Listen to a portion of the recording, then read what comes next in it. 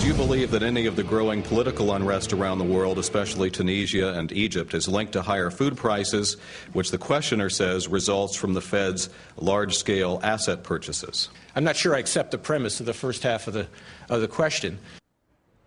Well, we reject Ben Bernanke's rejection of the premise, and here's why. It's not just Egypt. We're seeing it in Algeria, Tunisia, Jordan, Yemen. The list goes on. All countries with something very critical in common. The people are being strangled by soaring food costs now at their highest levels ever. Coupled with high unemployment, the cost of food has been the uniting force of revolt. For the lucky Arabs who actually have a job, it's estimated they spend up to 80% of their income on food. And guess who's behind the price spikes? Washington, Wall Street, and China. And while China is the hardest for us to control, we can deal with the two-headed beast that is Washington and Wall Street. The short-term problem is on Wall Street.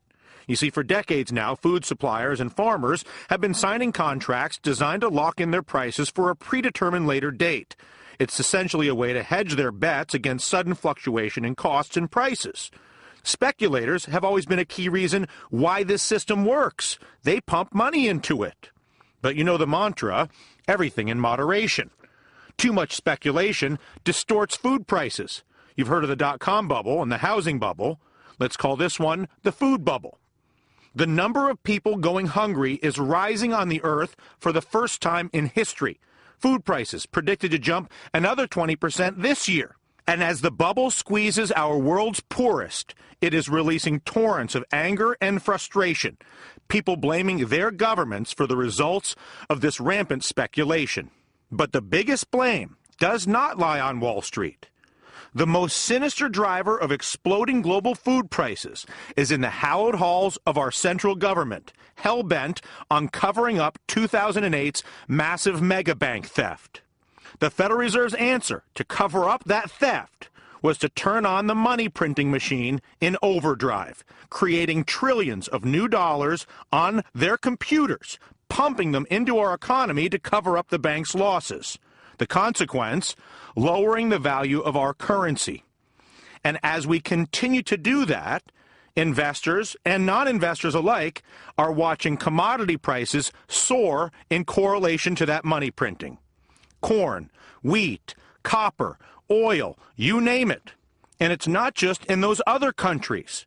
So whether you're cursing food and gas prices at home this summer and wondering why, or you're a stunned observer of the unrest in the Middle East, realize both are the direct result of a pay cut from money printing as your government remains hell-bent on propping up the mega banks. And to further help us connect the dots, I want to bring in Bill Fleckenstein, hedge fund manager, investor based in Seattle, somebody expert on all of these variables. Bill, and how closely does the money printing policies of our central bank correlate to the overall rise in commodity prices? I think it correlates quite well, but not precisely. And it's the not precisely part, I think, that often confuses people because people will say, well, why should printing money necessarily cause food prices to go up? And that is the problem with printing money. When you create money out of thin air, you don't know where it will go. We saw it go into stocks in the stock bubble. We saw it go into real estate in the real estate bubble, and now it's going into commodities and other things. But what it does is it turns the average person into a speculator. It's not just speculation in the futures markets.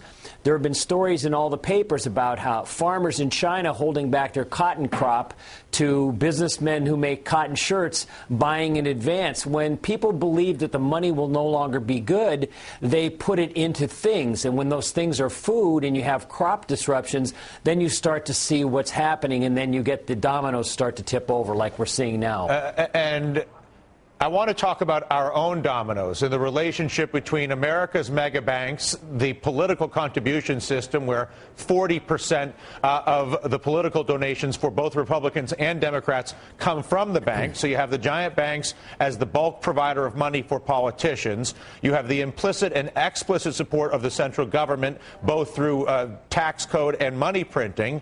You then get the what you just described, the new money going someplace, in this case into a food bubble, and then the food bubble has this impact on the poorest nations, where, as we just reported, 80% of their income goes to food, which is inconceivable to Americans.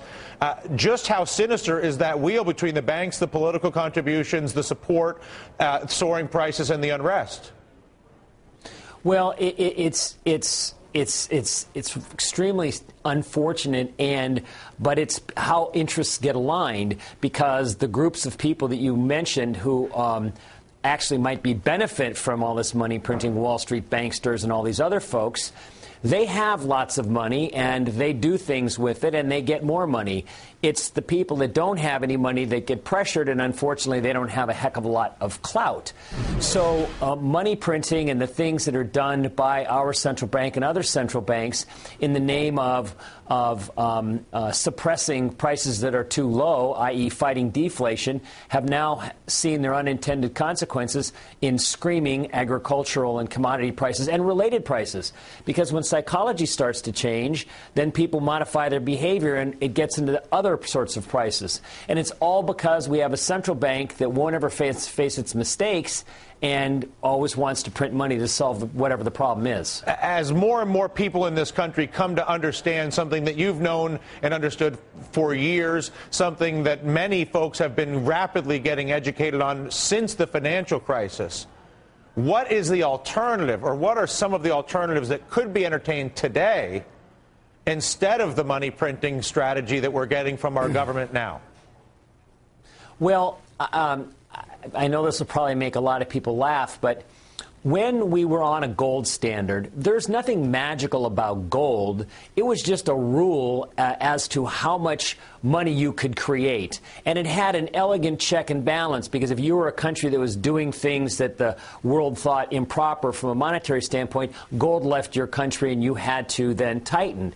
So I know it sounds like I want to go back to Stone Age times when I mentioned the gold standard, but we need rules whereby the money is fixed in value and other things fluctuate. We have tried to make it so the economy and other things don't fluctuate, and we've turned money into being worthless, and therefore we've had these wild distortions in the economy and the financial markets. So we have to go back to some sort of standard where we don't have a group of men in a committee meeting deciding what the right interest rate should be and how much money to print to get that, so that we can stop all this insane misallocation of capital that continues. Yeah. Listen, Bill, it is always a pleasure. We have all learned from you and continue to. Thank you very much. Bill Fleckenstein, out of Seattle.